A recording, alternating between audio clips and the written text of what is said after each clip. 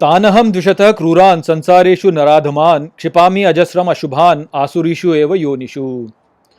नमस्कार मित्रों, ये जो श्लोक है भगवद गीता के 16वें अध्याय का 19वां श्लोक है, जिसे हम आज अच्छे से समझेंगे। तो आइए सबसे पहले इसके अर्थ को समझते हैं। तो जो श्लोक है वो कहता है, तानहम द्विषतः क्रूरान, अर्थात उनको द्वेष करने वाले क्रूरों को मैं, संसारेषु नराधमान, अर्थात संसार में नीच व्यक्तियों को, क्षिपामी अजस्रम अशुभान, अर्थात झोंकता हूँ निरंतर अशुभ, आसुरीषु एव योनिषु, अर्थात आसुरी योनियों में ही।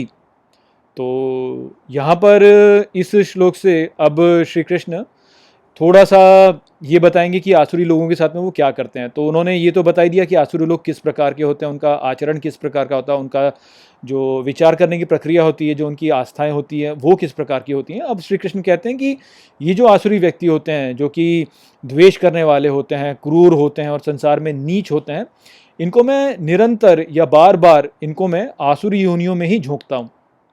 तो यहाँ पर हमें जो समझना है उसको जानने के लिए पहले तो हम ये देखेंगे, जैसे पिछले श्लोक में हमने समझा था कि जो आसुरी लोग होते हैं वह इस संसार में चल रहे इस दिव्य यज्ञ में अपने अनुदान के रूप में द्वेष को ही अर्पित करते हैं।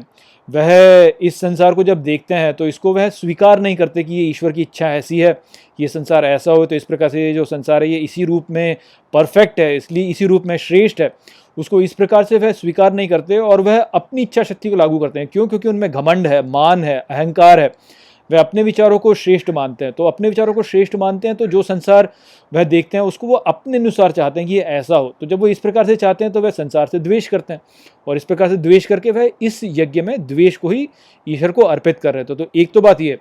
दूसरी बात जो है वो ये है कि जो भी हम अर्पित करते हैं इस संसार में ईश्वर को अपने कर्म के रूप में, संसार जो है वह ही हमें पुनः देते हैं प्रसाद के रूप में। तो यदि हम प्रेम अर्पित करेंगे तो हमें प्रेम ही ईश्वर से मिलेगा, किंतु यदि हम द्वेष अर्पित करेंगे तो हमें ईश्वर से फिर द्वेष ही मिलेगा। तो जब आसुरी व्यक्ति इस संसार में ईश्वर को द्वेष अर्पित करता है तो इसके बदले में ईश्वर भी फिर आसुरी व्यक्ति को द्वेष ही अर्पित कर देता है। तो इसको आप ऐसे समझिए कि जो हम करना चाहते हैं ईश्वर जो है हमारी परिस्थिति ऐसी बना देते हैं कि हम फिर वह ही करें।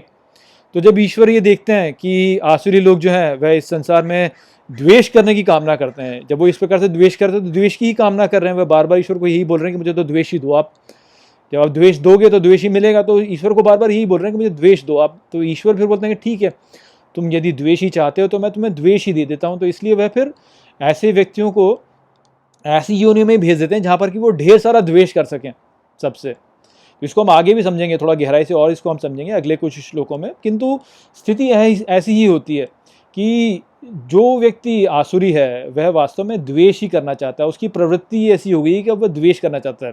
और क्योंकि वह द्वेष ही करना चाहता है तो ईश्वर जो है उनकी परिस्थिति पे ऐसी बनाते हैं कि ठीक है भाई तुम द्वेष ही करो, तो उनको फिर द्वेष वाली योनियों में ही भेज देते हैं। अब द्वेष जो होता है द्वेष करने वाले के लिए ही सबसे अधिक हानिकारक होता है, उसको ही सबसे अधिक पीड़ा देता है। तो इसलिए ऐसे लोग जो होते हैं वह कई जन्मों में बार बार ऐसे ही द्वेष करके पीड़ित होते रहते हैं। उनकी ये पीड़ा जो होती है वो वास्तव में उनके द्वारा स्वयं ही निर्मित है, क्योंकि वह स्वयं ही द्वेष जो है अर्पित कर रहे हैं। आप इसके लिए ईश्वर को नहीं दोष दे सकते कि ईश्वर जो है वह उनको पीड़ा दे रहे हैं, नहीं।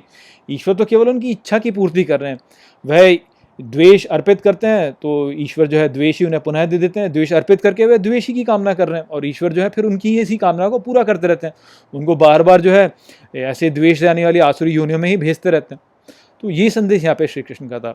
आशा करता हूँ कि मैंने इस श्लोक को आपको अच्छे से समझा दिया होगा। चलिए इसी के साथ इस वीडियो को हम यहीं पे समाप्त करते हैं। नमस्ते।